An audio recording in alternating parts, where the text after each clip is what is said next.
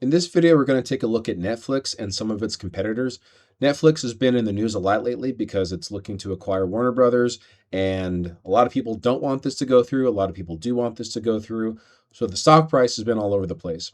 So we're going to take a look at this company. We're going to look at its competitors, see if there's any value in any of those companies. We're going to compute the intrinsic value to make sure that we're getting those companies at a good price if they are quality companies. We're going to compare our picks and our values with the analysts' expectations. And then we're going to talk about how we might, at Interflame Finance, invest a hypothetical $1,000. So first we have Apple. We're including Apple here because of Apple TV, their streaming service. PEG ratio for Apple, well over that 2 mark at a 2.8. However, they do have fantastic return on equity, return on invested capital, and great profit margins. Debt to equity coming in at 1. We'd like to see that a little bit lower for Apple. Amazon, we've featured Amazon in basically every single video we've done in the past week or so. Amazon obviously is the owner of Amazon Prime, streaming service, lots of great shows and movies on that. PEG ratio lower than Apple, about half at 1.4. Debt to equity, more than half below at 0.4. And we see that Amazon is currently trading at a 5-year forward PE at 12.3. Now, Comcast is the cable giant with a forward PE at just 8.3 and a 5-year forward PE at 5.8. They have free cash flow yield well above that 7% minimum at 19.2%. Debt to equity coming in at 1.1. However, the PEG ratio, this is not a big growth company. Their PEG ratio coming in at a 28.4, not too terribly attractive for Comcast. Now, Disney has the second best 5-year forward PE of these companies coming in just under 11. The second best forward PE coming in at 14.8. Nothing else about Disney really stands out other than the fact that they do have debt to equity at 0.4. Google is another company that seems to just keep popping up every single one of these videos. Debt to equity coming in at a very low 0.2. Fantastic profit margins at 32.8% and great revenue growth expected for the next 5 years, every single year coming in just under 14%. Now, Netflix has a PEG ratio right on 1.0. Look at their return on equity, 42.8%. Their return on invested capital, 29.9%. Not coming anywhere near Apple's, but very, very respectable for that company. EPS growing about 20% per year, every single year for the next 5 years. And finally, quite possibly the underdog of all these companies, Roku. PEG ratio coming in at a 0.3. Debt to equity at a 0.2. They have very nice expected EPS growth at about 68.9% every single year for the next 5 years, and revenue growth expected to grow 11.6%. So how have these companies performed recently? Well, Apple in the past month is up a very nice, almost 10%. In the past 3 months, they're basically even at 0.24% growth. The past 6 months, fantastic, almost 20% growth. And over the past 5 years, you would have massively outperformed the market at 116%. Now, Amazon has had a really rough month, down about 13% in that time. The past 3 months, you've lost 5.5% of your value. Past year, you're not even in the green at all. You're not even breaking even. The past year for Amazon, you're down 3.7%. And in the past 5 years, you are underperforming the market with Amazon coming in at just 31% growth. Comcast in the past month, you are up about 7.8%. In the past 3 months, you're up almost 16%. In the past year, however, you are down almost 13% with Comcast. And over the past 5 years, we've just seen Comcast fall and fall and fall, down about 41% in that time. Now, Disney is down 4.44% in the past month. In the past 3 months, just a little bit above even at 1.7%. Over the past year, you're down 2.4% in your position on Disney. And over the past 5 years, you are down 46%. So think of all the gains you would have had you invested, even in the broad market. But some of these companies like the Palantirs and the Micron technologies out there, in the past 5 years, you would have made tremendous amounts of money. In Disney, you would have lost 46%. However, remember that past performance is not an indicator as to what's going to happen in the future. Perhaps Disney is a buy right now. We will see. Now, Google, parent company Alphabet, they are down 5.2% in the past month. In the past 3 months, we are actually up with Google, 3.75%. Google has had a fantastic past 6 months, up 50.86%. And over the past 5 years, massive outperformance from the market. In Google, you are up over 200%.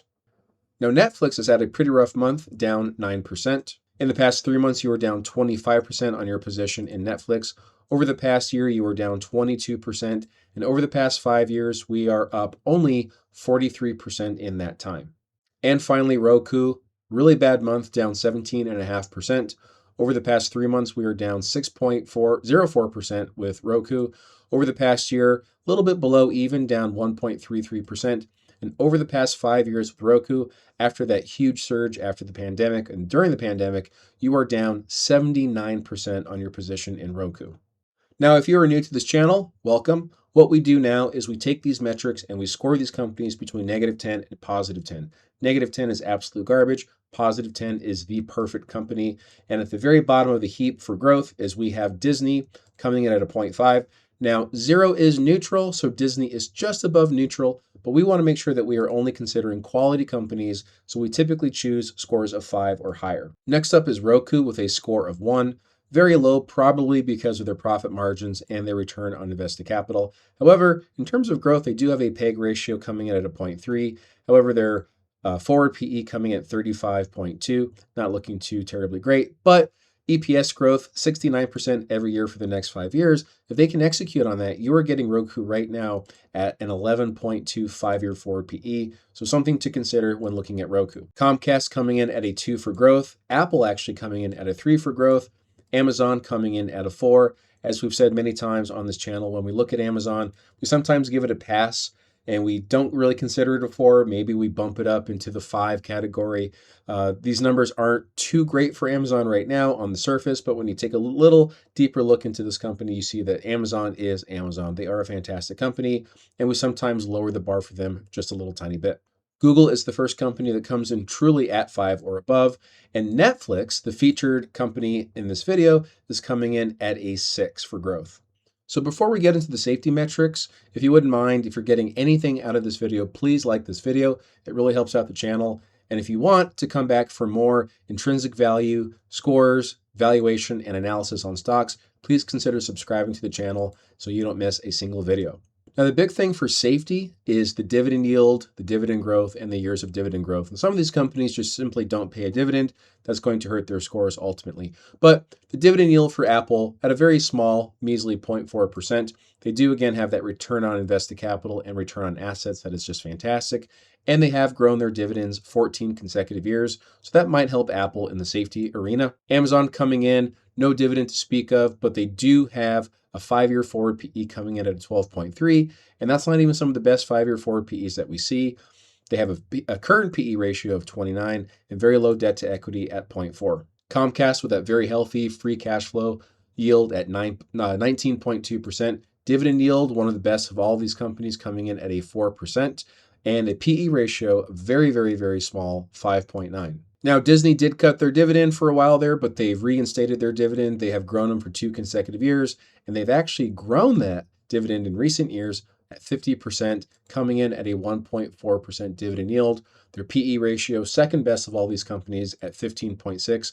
5-year forward PE, also second best at just below 11. Google has very strong return on assets at 20%. They have very, very low debt to equity at 0.2. We expect to see their debt to equity rise above 0.2 in the coming years as they build out their AI infrastructure. There's a lot of CapEx spending in that company. It's a recent dividend payer. They've grown their dividends for 2 consecutive years at around a 5% clip, and their current dividend yield is 0.3%. Netflix also offering a very small dividend yield at 0.4%, so comparable to that of Apple's, that of Google's. Return on invested capital, 29.9%. So that is just fantastic. PE ratio, however, coming in a little rich at 31, but when you look at their 5-year forward PE coming in below 13, that gives us something to look at. Finally, Roku with no dividend yield, it's probably going to hurt its safety scores, but they do have very low debt to equity. However, their current PE ratio is a 151 Malibu rum. So that's quite high for all of these companies, especially something like Roku. So really no surprise, Roku is at the bottom of the heap, down at -1.4 when it comes to safety. Amazon, very, very surprising, second to last when it comes to safety at a 2.9. Now that is because very likely their dividend yield is 0. They don't have any dividend to speak of, and that's really one of the things that's big for the safety score. Apple safety coming in at a 3.6. Netflix tied with Apple, also at a 3.6. Google almost over that 5 mark at a 4.3. Disney tied with Google also at a 4.3. And Comcast with their very healthy 4% dividend yield and their very nice 19.2% free cash flow yield coming in at a 5, the top of all these companies when it comes to safety. So now we have an idea of what companies are good for growth, what companies are good for safety. But we want to make sure that we're not only buying quality companies, but that we're doing so at awesome prices. And so what we're going to do now is compute what's called the intrinsic value of all 7 of these companies. If you look in the description of this video, you will see 4 links to 4 different intrinsic value calculators. One is the PE ratios model, one is the dividend discount model, one is the discounted cash flow model, and one is the Peter Lynch PEGI ratio. Now, since basically none of these companies offer reliable, consistent dividends, we're not going to do the dividend discount model. We will run PE ratio models and discounted cash flow models for all of these companies. We will average those models and we will compute what's called the intrinsic value.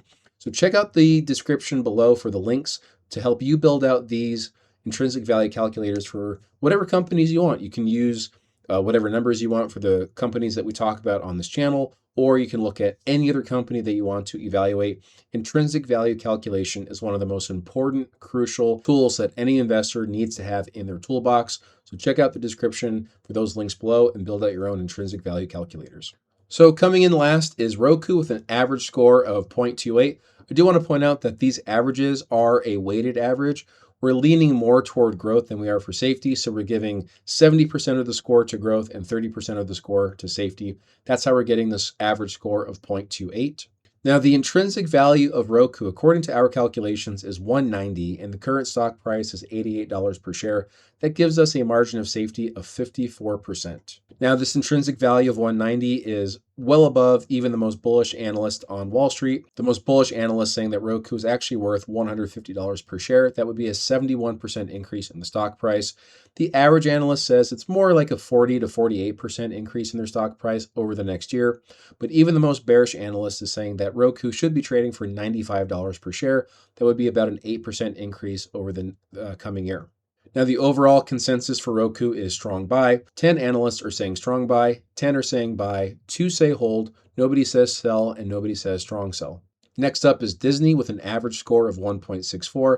Now, their current stock price is 106 per share, and we think intrinsically Disney is actually worth 95. That is a negative 12% margin of safety, which means that if you bought Disney today, you were paying a 12% premium for the company. So the intrinsic value that we come up with of $95 per share is well below even the most bearish of analysts who says $112 per share. That would be about a 5.6% increase in the stock price for Disney. The average consensus is more like a 27 to 30% increase over the next year, with the highest analyst coming in at $150 per share. That would be over 41% increase in the stock price. Now, the general overall consensus is strong buy for Disney. We have 8 strong buys, 6 buys, 1 hold, 0 sells, and 0 strong sells. Now, Comcast comes in at a 2.9 average score with a 37% margin of safety. Current stock price is $32 per share, and we think they should be trading for $50. And that intrinsic value of 50 is well in line with the highest analyst, but a little bit higher than even the most bullish analyst on Wall Street. The average coming in at about a $35 per share value. That would be about a 10, 11% increase in the stock price over the next year. The highest analyst saying that that's a 42% increase, and the most bearish analyst saying that, in fact, Comcast is going to fall about 11% over the next year. Now, overall, the consensus on Wall Street is just barely a buy. There are 4 strong buys for Comcast, 3 buys, 11 holds, 1 sell, 0 strong sells. So almost in the hold territory, but just barely sneaking into that buy. Let us know in the comments what you think about Comcast stock. Now, Apple coming in with an average score of 3.18. You would be paying a 9% premium for Apple if you bought it at $272 per share. We think that Apple is actually worth $250 per share. Now, our estimate of $250 per share is a little lower than the average, coming in at around $300 to $310 per share for Apple. So that would be between a 10% and a 14% increase for Apple in the coming year. The highest analyst, the most bullish analyst, is saying $350 per share. That's a 29% increase in the stock price. And there is somebody coming in with a low expectation of $200 per share. That bear is saying that Apple's going to fall 26.5% in the coming year. Now, the consensus is buy for Apple. There are 10 strong buys, there are 9 buys, 8 holds, 2 sells, and 0 strong sells. So very interesting to see such a solid, strong company like Apple coming out with 2 sells among analysts. But the overall consensus is that Apple is a buy. You should expect between a 10 and 14% increase in the stock price, according to analysts on Wall Street. Amazon trading well below their intrinsic value. We think that they are worth 300 per share. Current stock price is 209. That gives you a 30% margin of safety for this quality company. However, they are trading below that mark of 5 at 3.67. So we are among the more bullish analysts. We're saying 300 per share. The average is coming in between 280 and 295. That's between a 34 and 41% increase in the stock price for Amazon. The most bullish analyst says that it should be trading for 325 within the next year. That's a 56% increase in the stock price. And there are some bears out there saying that Amazon should be trading for 175 per share. That's a 16% drop in the stock price. The overall consensus is that Amazon is a strong buy. That is 19 strong buys, 23 buys, 2 holds, 0 sells, 0 strong sells. So very firmly into the strong buy category of this little dial here. Let us know in the comments what you think about Amazon stock. Google so close to that 5 mark, average score of 4.79. Current stock price is 311. Intrinsically, we think that they are worth 255. That is a 22% premium that you would be paying for Google right now. 255 is our intrinsic value. It is on the more bearish side of all analysts. The high coming in at 420, that would be a 35% increase in the stock price for Google. The average analyst is saying somewhere between 350 and 370. That would be between a 13 and 19% increase for Google stock. The low coming in at a 39% drop in the stock price for $190 per share. However, the overall consensus is that Google is a strong buy. That is 19 strong buys, 20 buys, 5 holds, 0 sells, 0 strong sells. And finally, Netflix coming in, the only company with an average score above 5 at 5.28. Current stock price is $78 per share. We think intrinsically Netflix should be trading for $83 per share. And $83 per share is just simply too low for even the most bearish of analysts, who says that is a $94 stock. That's a 20% increase in the stock price over the next year. The average coming in at $120 per share for Netflix. That is a 53% increase in the stock price. And the most bullish analyst saying that this is a 151 stock. That is almost doubling the stock price right now at a 93.49% increase. The overall consensus, despite these very strong numbers, and even the most bearish analysts saying that this is a 20% grower in the next year, is just a buy. There are 12 analysts that say strong buy, 14 say buy, 10 say hold, and nobody says sell or strong sell.